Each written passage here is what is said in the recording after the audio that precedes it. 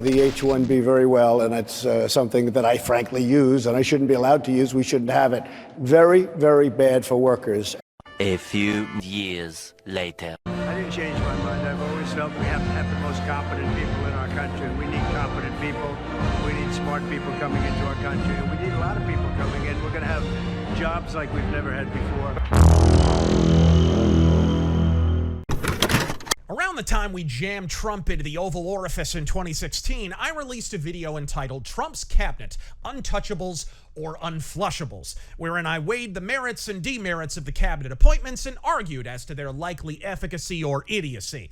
With eyes firmly fixed in the rearview mirror now, we can see some of those selections, such as Steve Bannon, were awesome. So awesome, in fact, the entire DC metropolitan area dedicated itself to his complete and utter obliteration. But others, like that nappy-headed Ho Omarosa or professional prick Pompeo, had no business brandishing a library card, let alone an all-access White House VIP laminate.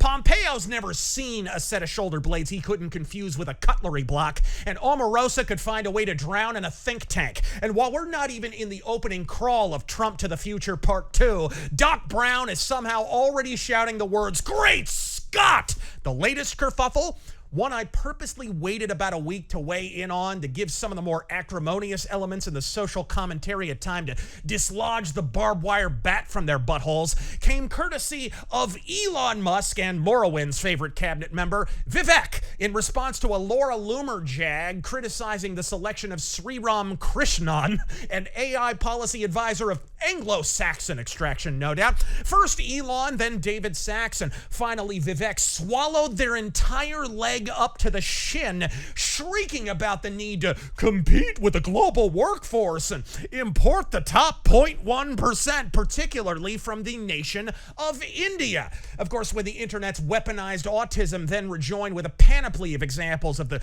genius-level labor positions only the top 0.1% of the Indian workforce were qualified for, do please brace for the following brain trust. 7-Eleven cashier, dog trainer, cook, and a massage therapist that I'm sure has authored more happy endings than L. Frank Baum, to which advocates of H-1B hit back with sophistry's favorite son, percentages. And look, in their defense, it is factually accurate that the vast majority of H-1B recipients are, in fact, in the computer field, followed closely by architecture, education, and administration. Problem being, when they say computer field, they mean Microsoft tech support. And maybe it's just me, but I'd feel better about using all of India for tech support if the Slurpee machine at Circle K was functional fully 1/3 of the time. But none of this was all that remarkable. Elon Musk is a former Green New Deal carbon tax advocate who does more business with Beijing than Hunter Biden. I'm not exactly a portrait of surprise learning he isn't the staunch conservative some deluded themselves into believing he was. Remember, when Elon purchased Twitter, I recorded not one, but 2 videos warning my audience to calm their collective enthusiasm, as while Elon is infinitely superior to Jack Dorsey, he's also only about 2 Tumblr clicks away from the prior management's political alignment.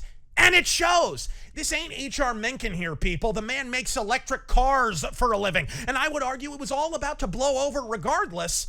That is, until Elon opened his yap, all but arguing America's only an idea, and we must compete with communist China, before punctuating a profanity-peppered exchange with the phrase, "I will go to war over this." And in that connection, I have good news and I have bad news. The good news, you did indeed go to war. The bad news, you're Austria-Hungary. But you're right, Eazy-E, we do need to compete with communist China. So remind me how many Indians they import every year, and we'll do exactly that. Something tells me Sam Cedar's analytics page couldn't count that low. The only thing China wants to import is Taiwan. And if you really want to compete with the commies, how's about we line up every tech bro in Bakersfield, fire up a fleet of tanks, and reenact Tiananmen Square? That'll show them. How far are we going to go with this monkey Xi, monkey do routine exactly? I mean, Is it time to send brand spanking new skyscrapers soaring to the heavens, unfurnished and occupied by precisely no one?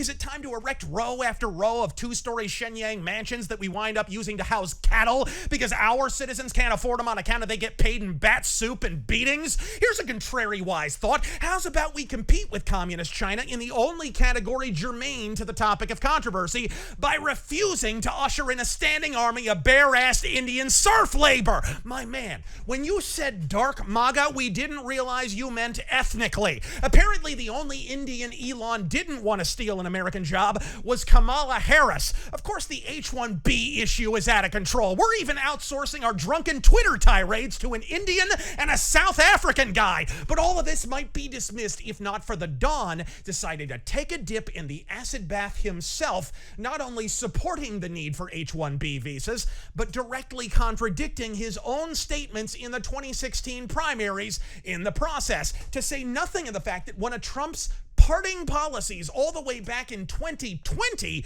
was to explicitly restrict H-1B while overtly arguing that it forces American workers to unfairly compete with undercutting international competitors. By all means, tell Trump he's wrong. He is. I, for one, fully intend to. It's the only course capable of providing a correction here. Being able to disagree with our overlords is what separates us from CNN anchors. But while valid critiques are all too welcome, we'd be well served to keep the full scope of Trump's immigration policy in perspective here.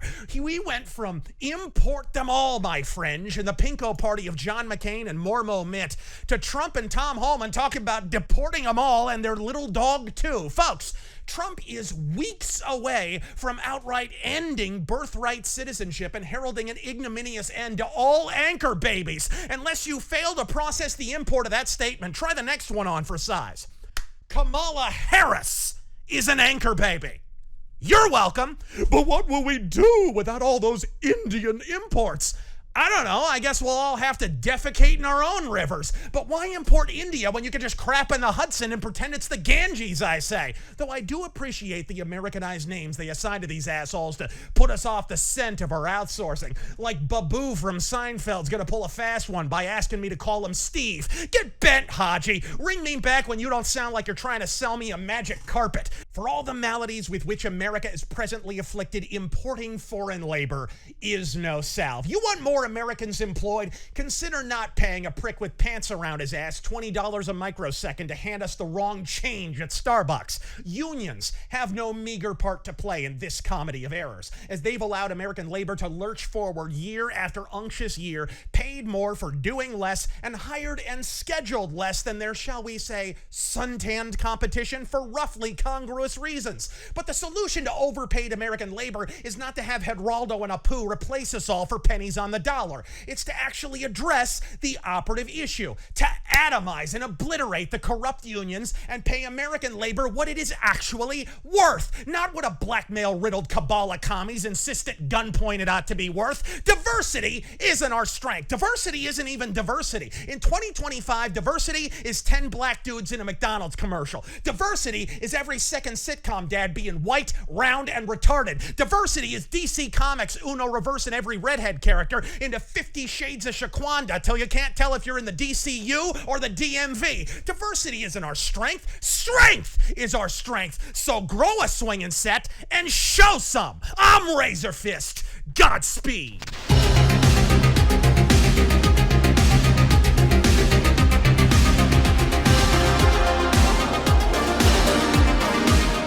Okay. Do not redeem!